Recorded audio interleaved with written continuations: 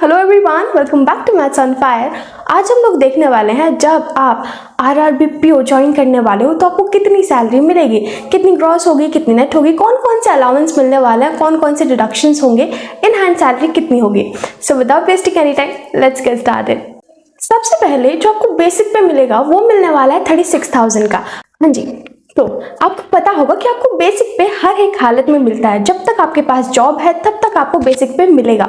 मतलब सपोज बहुत सारी जो लेडीज होती हैं वो शादी के बाद वो मैटरनिटी लीव पे जाती है ना, तो उन्हें उस टाइम पे भी बेसिक पे मिलता है जब वो छुट्टी पे है। अगर किसी इंसान का एक्सीडेंट हो गया है और वो ऑफिस अटेंड नहीं कर पा रहा है तो उस टाइम पर भी उसे बेसिक पे मिलेगा, राइट। तो बहुत ही अच्छा, बहुत ही बढ़िया एडवांटेज है आपको गवर्नमेंट जॉब करने के लिए, ठीक है। नेक्स्ट आपके पास जो डीए आता है, डे ओनर्स अलाउंस, वो आपके पास 48.51% होता है बेसिक पे का।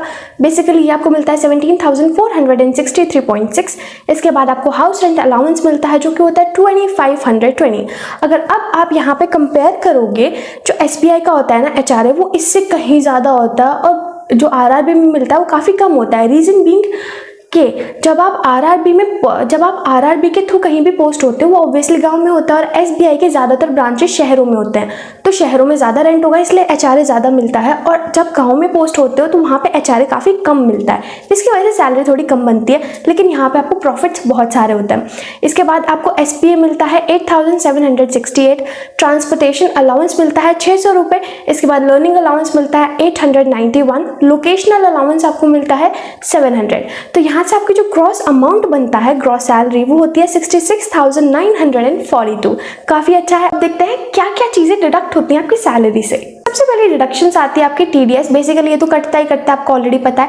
2,566 का टीडीएस कटा है। इसके बाद एनपीएस मतलब national pension security, national pension scheme, यहाँ से आपके गए हैं 5,347। अब ये दोनों परमानेंट चीज़ है भाई, ये तो हर महीने कटना ही कटना है, डिडक्ट होना ही होना आपकी सैलरी से।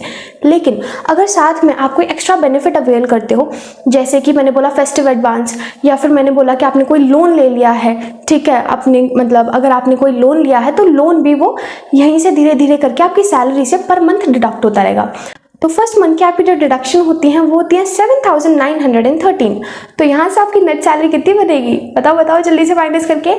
यहाँ से आपकी जो नेट सैलरी बनती है होती है 59,029 रुपीज़, ठीक है। तो 59,000 काफ़ी अच्छी सैलरी है, नहीं देखो ज़्यादा अच्छी इसलिए क्योंकि यहाँ पे आपको आरआरबी पीओ में काफ़ी अच्छा वर्क लाइफ बैलेंस मिल जाता है। गांव में रहो, बढ़िया सीनरी एंजॉय करो, प्लस गांव में खर्चे काफ़ी कम होते हैं, राइट, क्योंकि वहाँ पे इन्फ्लेशन रेट तो ऑब्वियसली कम होगा ना, ठीक है।